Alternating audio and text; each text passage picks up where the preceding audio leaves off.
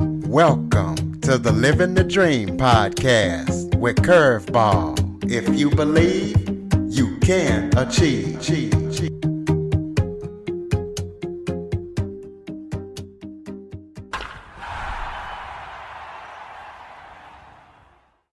Welcome to the Living the Dream with Curveball podcast, a show where I interview guests that teach, motivate, and inspire. And we definitely have a inspiring story tonight because I am joined by actor and self-taught filmmaker Bo Roberts. And it just shows that if you have the determination and you put your mind to it, you can do what it takes to be successful. Bo, on the heels of his 17 short films in 2021, took the opportunity to make a feature film called The Great Awakening, which was acquired by Filmhub and is on multiple streaming platforms. So we're going to be talking to him about how he got into film and anything else he wants to discuss about his film. So, Bo, thank you so much for joining me today. Well, thank you so much for having me, Curtis. Why don't you start off by telling everybody a little bit about yourself? Sure. So, hi, everybody. I am Bo Roberts. I initially grew up in the Midwest in Indiana. And in Indiana, I got into psychology at a pretty early age. In seventh grade, I came across the DSM, which is essentially the encyclopedia of mental disorders, and just reading about, kind of what makes people tick, why they do what they do, and overall human interaction. It's always been of interest to me. And in seventh grade, I was properly exposed to, the field of psychology whenever I found that book. That led me into majoring in psychology when I was in school. And then looking back on my life, psychology really has a big influence on everything, to where I had a career in law enforcement for about 3.5 years. And at the time, I took a lot of honor in, serve and protect and stuff like that. But looking back now, I appreciate all of the interactions I had, good, bad, funny, depressing, just everything. Law enforcement was ground zero of human emotions for me. So we fast forward, going from that lifestyle to working as a print model. And that was a much different type of person that I began meeting, going to castings and hanging out with, clients and casting directors and models, and that entire world. It was just a very black and white type of scenario. Once I got into acting, psychology came back, as I found it to be very self-reflective, and Stanislavski is the technique I use, which is pulling on my actual memories of my life and connecting it to the character and the script in a meaningful way.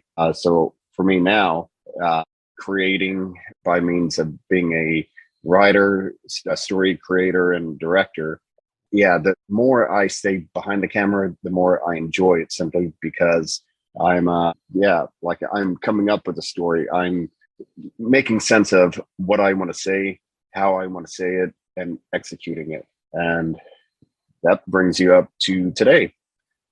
Well, tell us what a print model is. A print model is, the people that work in modeling full time, it's regarded as the business of rejection. So you show up to maybe 20 castings and you might book one of them, and but usually it's like 1 in 20 to 1 in 50.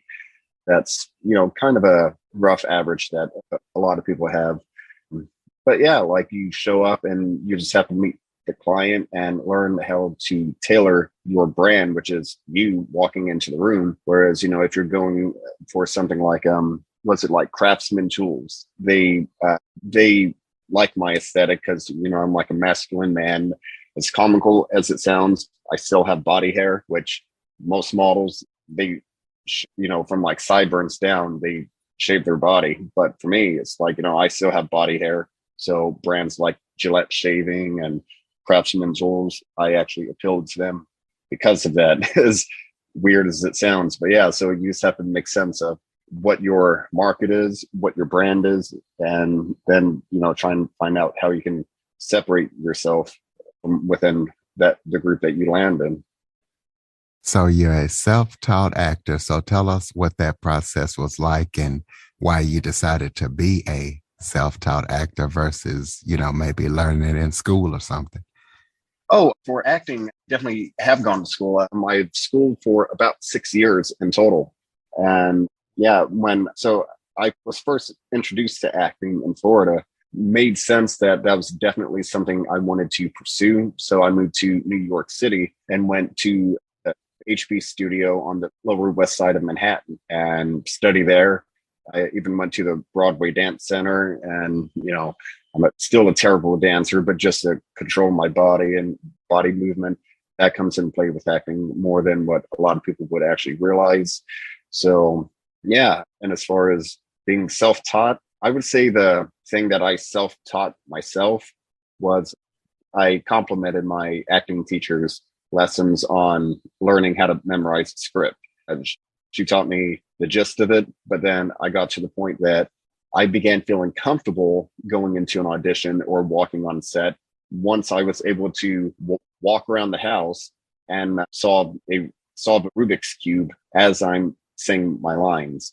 And I did that specifically because, like on TV, I'm not a big fan of just basic talking head stuff. So if you have a husband and wife having an argument near the dining room and kitchen, I'm like, well, can we maybe have the husband washing dishes, or like give somebody an action, something that they can do as they're saying the lines. And to me, it just makes it, it just adds a bit more realism to the scene. So that would be the self-taught thing from acting.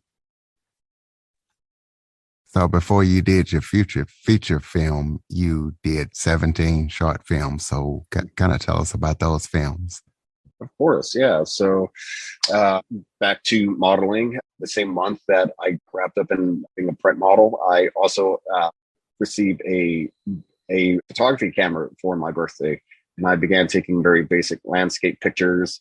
And then that evolved into documenting any location I'd go to by taking long exposure photographs, to where it takes roughly like half an hour to take one picture. So hopefully you don't screw it up too much. But yeah, so that evolved into street photography, random people doing random things.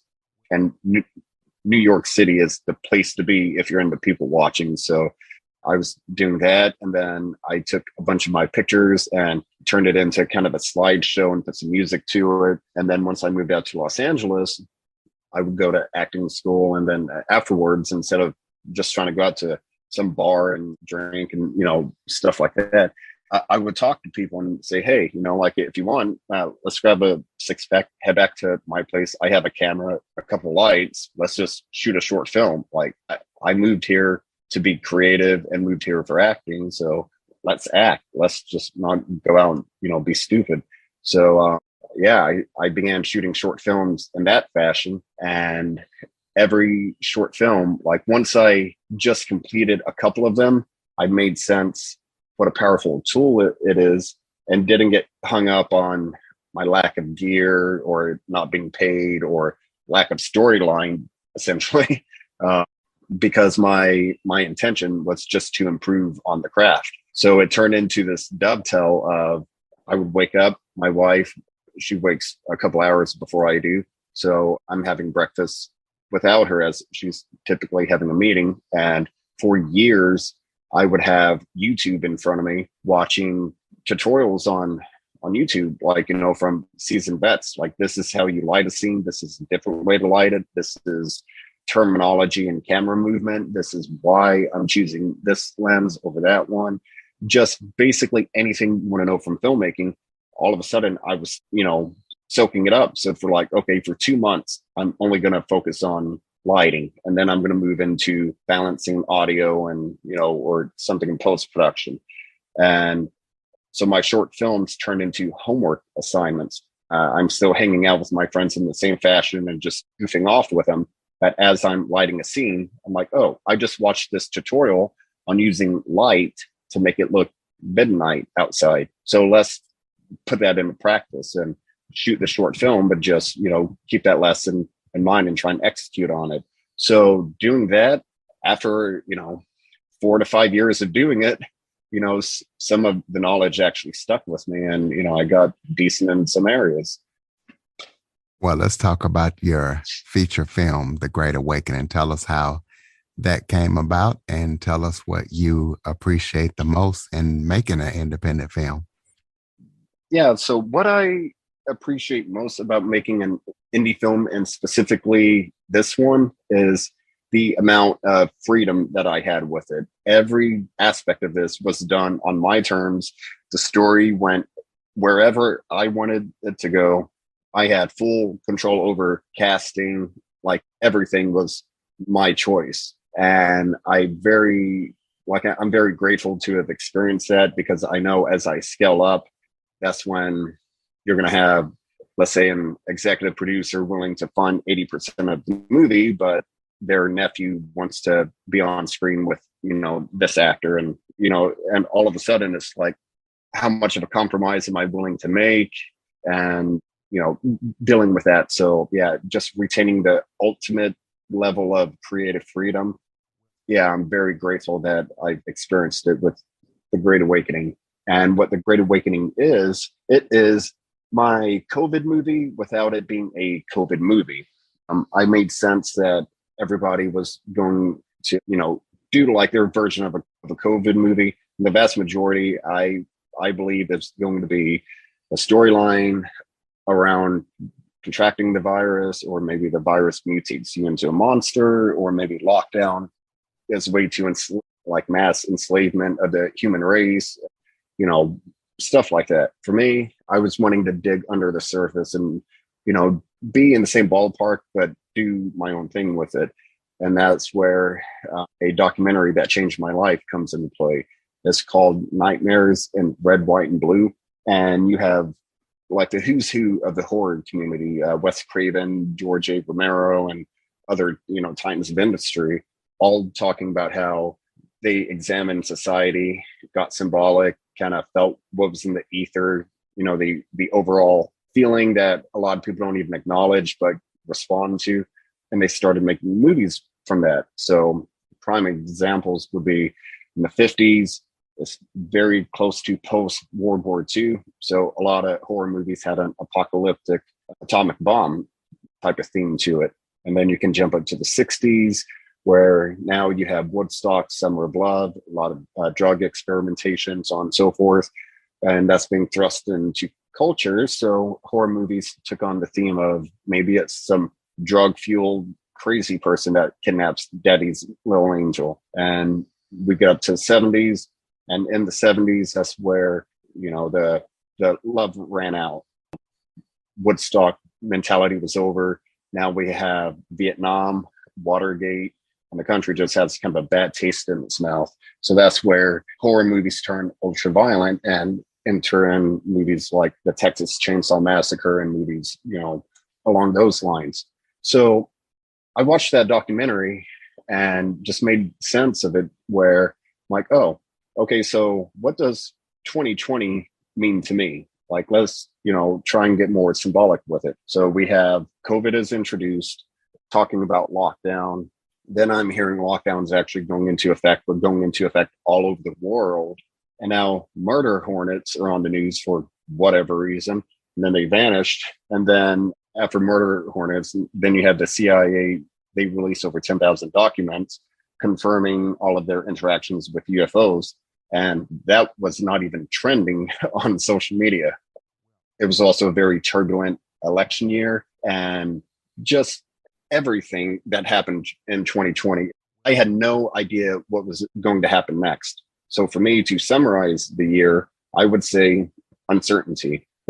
Uncertainty would be my one word response. So now that's my thread for my COVID movie. So my COVID movie revolves around the emotion of uncertainty. So as you watch it, the story was created, it was carried out on set, and then it was even accentuated in post-production in a manner that very deliberately puts the viewer into a state of uncertainty. So yeah, as you watch it, it's supposed to be weird. Things happen in a way that you comprehend what's happening, but the way I chose to deliver that scene yeah, that's where I have fun with the viewer and, kind of do things that are a bit odd.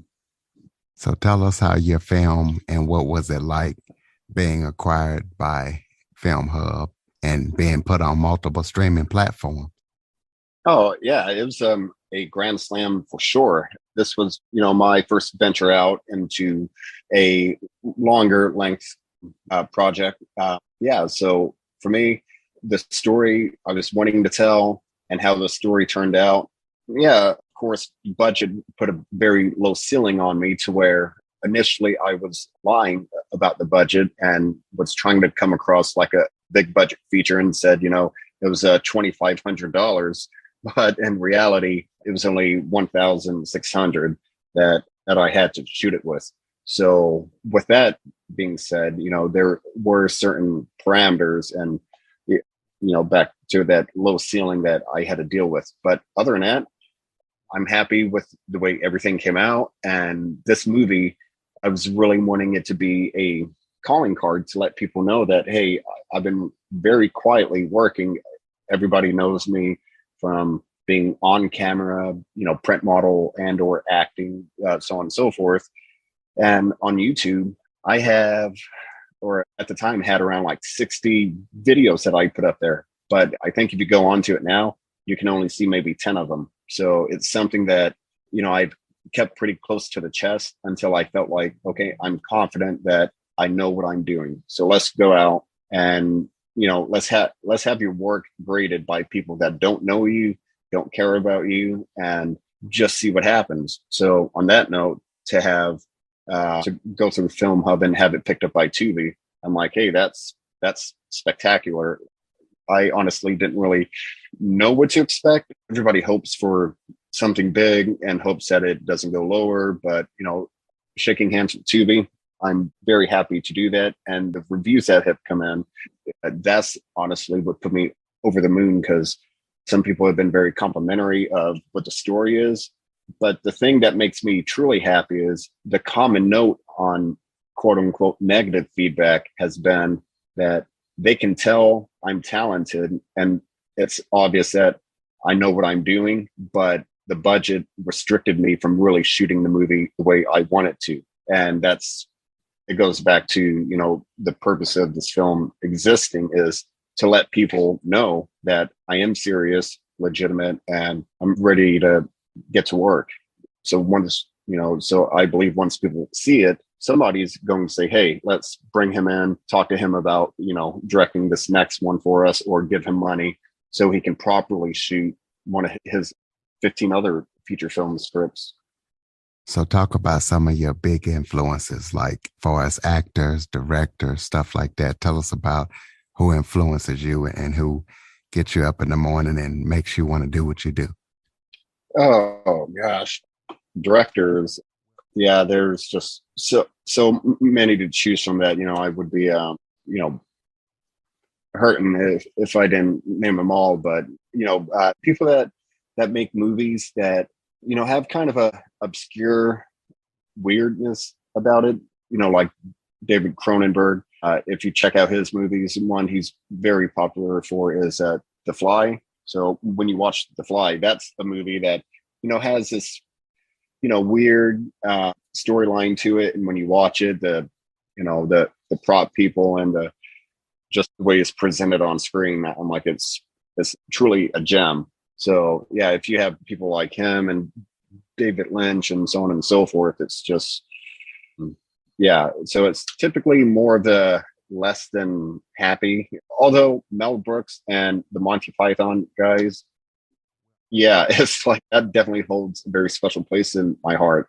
But the content that I catch myself watching the most usually goes into either a very dark drama or it's a straight up horror movie. But even in that realm, like, okay, guy has a hockey mask and a machete running through the woods. I have an idea how this is going to play out. But if you can throw me a curveball, if you can do something weird that I'm not expecting, that's what's really going to jump out to me.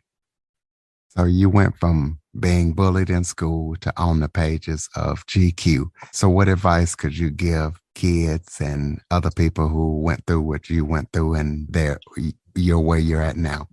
I actually just had a conversation with my cousin last night about this. So, advice I would give to people who are being bullied in school is, first off, you really have to make sense that they are very legitimately projecting. There is something happening in their life, making them less than happy and content with where they are in life. So they have to lash out aggressively at somebody else, and, just as a coping thing within them. But with my cousin, he's in his 20s now, and I told him, you're old enough and you're intelligent enough to where, honestly, it's kind of on you at this point, in the sense that he, keeps hanging around certain people that they're friends but not really, and they give him a hard time and make fun of him and stuff like that. And I said, so this is what you have to do. You have to have a very direct conversation with them, not in the heat of the moment when they make fun of you and then you freak out on them, and everybody thinks you're a loose cannon. Like, talk to them face to face, tell them to stop, and if they don't, then that's somebody you really need to talk to yourself about, if you need to have that person in your life at all. And because if you allow that person to stay in, then you can't really be surprised if they keep teasing you. And then if that friend introduces you to somebody else that's, like a like-minded person, that's going to continue to make fun of you as well. For me, yeah, I've been hyper athletic, but picked on and bullied, all the way until I moved out of Indiana. I was, picked on and bullied by people I had grown up with, people that didn't really know me, and just all sorts of stuff. But now it's just, I have this mentality that I am an amazing person, and I'm saying that not following it up with saying I'm amazing because I was a print model or I made a movie. No, it's because I have people in my life that I look at them and look at the character of person that they are, and how hyper intelligent and successful, and just how they're firing on every cylinder and just being awesome in life. And these people are wanting to call me up and just see how I've been doing, take me out to lunch, just catch up with me, and just be friends.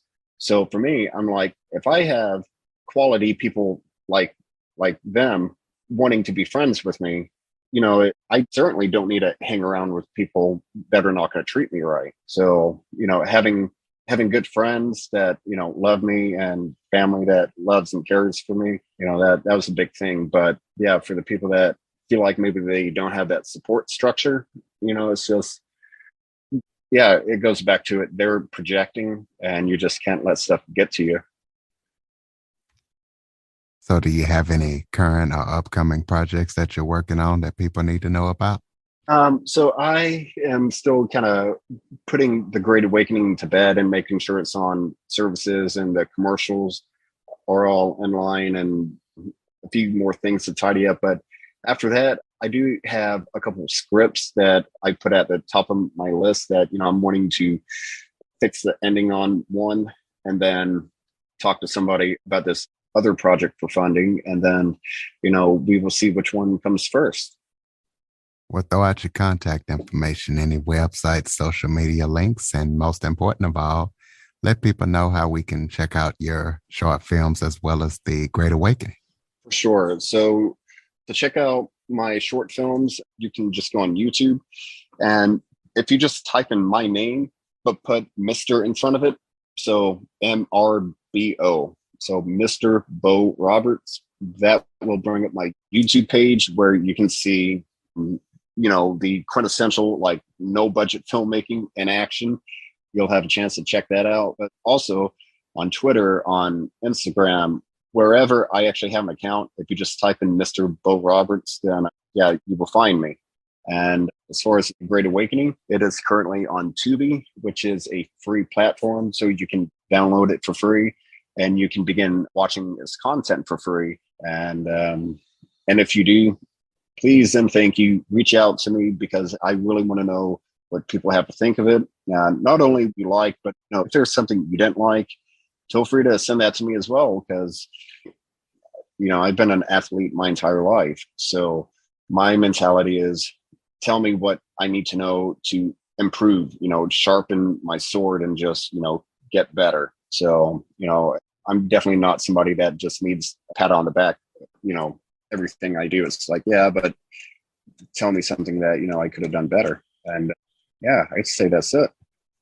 We'll close this out with some final thoughts. Maybe it's something that we didn't touch on that you would like to touch on, or just any final thoughts for the listeners. A final thought, I would say the process and the way that the stuff has all come together to where you're listening to me now. Back to it. It started with literally a photography camera and a photography lens, and then a microphone built into the camera. That's all I used to make my first short film. I didn't even have a light. So it was that. And I decided to make a rescue mission where a couple of my buddies were like army soldiers, and they were having to take out a bunch of evil stuffed animals, so we put the stuffed animal right next to the camera so they look life size, and we just went with it. So, I started at that point, and, I just secured a distribution deal with a streaming platform I've actually heard of. And yeah, so it's, if there's something you want to do, you cannot be ashamed out of where you started, where you're at, and where you're trying to go. Because, it's a very interesting thing to think about, but never in my life have I ever seen somebody that was quote unquote on a higher level than me that was bad talking me. It's usually the haters or people that, they're not doing anything. They're not happy, but they see you doing something or doing anything at all. That's when they're going to, shoot up at you. So, it's just good perspective to have. Just go on about your business, get to work. If any naysayers come along, you don't even have time to listen to it. Just keep on, and trust me, in 2 to 5 years, you'll be amazed at what you can do if you're passionate and committed to it. Ladies and gentlemen, Mr. Bo Roberts. Be sure to check out The Great Awakening film and all of his 17 short films. Also, please be sure to follow, rate, review, share this episode after listening to as many people as possible. And once again, check out The Great Awakening. Mr. Bo Roberts, thank you so much for joining me today. Thank you, Curtis. Thanks for having me. For more information on the Living the Dream podcast, visit www.djcurveball.com. Until next time, stay focused on living the dream.